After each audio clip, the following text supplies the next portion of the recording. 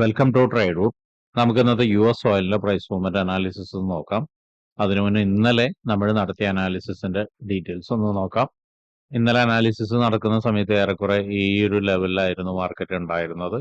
അവിടെ നിന്ന് പറഞ്ഞിരുന്ന ഒരു കാര്യം, മാർക്കറ്റ് ഒന്ന് മുകളിലോട്ട് പോയിട്ട് ഇവിടെ കാണുന്ന FEGയിൽ നിന്നൊരു സപ്പോർട്ട് എടുത്തിട്ട് താഴോട്ടേക്ക് വരാനുള്ള സാധ്യത ഉണ്ടെന്ന് പറഞ്ഞിട്ടുണ്ടായിരുന്നു. അതേപോലെ തന്നെ FEGയിൽ നിന്ന് സപ്പോർട്ട് എടുത്ത് താഴോട്ടേക്ക് വന്നിട്ട് അവിടെ നിന്ന് ഒരു സപ്പോർട്ട് എടുത്തിട്ട് മുകളിലോട്ട് വളരെ സ്ട്രോങ് ആയിട്ട് പോയി ഈ റെസിസ്റ്റൻസിനെ ബ്രേക്ക് ചെയ്ത് ഈ FEGയിൽ നിന്ന് കുറച്ച് നേരം ഒന്ന് ചിലപ്പോൾ നിൽക്കാനുള്ള ഒരു സാധ്യത പറഞ്ഞിട്ടുണ്ടായിരുന്നു.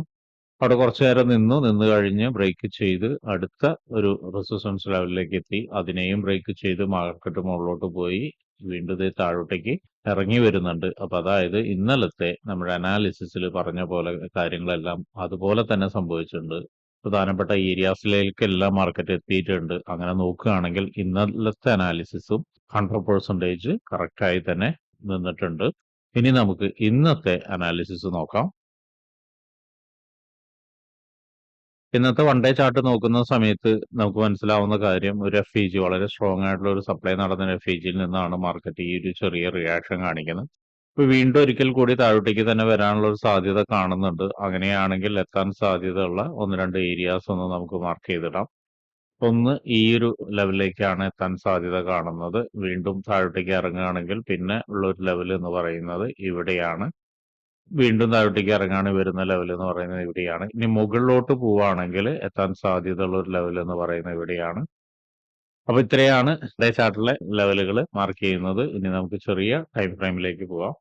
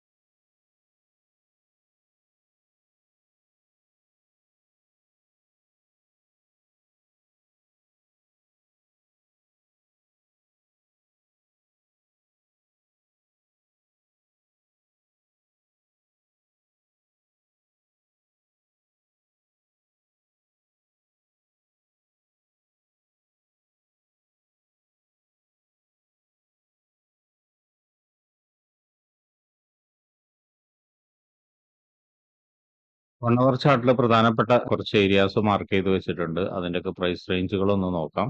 ആദ്യമേ സപ്പോർട്ടിൽ നിന്ന് തന്നെ തുടങ്ങാം. 63.941 ആൻഡ് 63.605. അടുത്തത് 64.643 ആൻഡ് 64.284. അതുപോലെ 65.501. അതുപോലെ 65.134. അടുത്തത് 66.147 ആൻഡ് 65.738 ആണ് സപ്പോർട്ടിന്റെ. ഇനിയിപ്പോൾ റെസിസ്റ്റൻസ് ഏരിയാസിന്റെ ഒന്ന് നോക്കാം. മുകളിൽ നിന്ന് റെസിസ്റ്റൻസ് ഏരിയാസ് നോക്കുന്നത് 70.821 ആൻഡ് 70.454. അതിന്റെ താഴെയുള്ളത് 69.963. അതിന്റെ താഴെ 69.612. അതിന്റെ താഴെ 68.999, 68.574.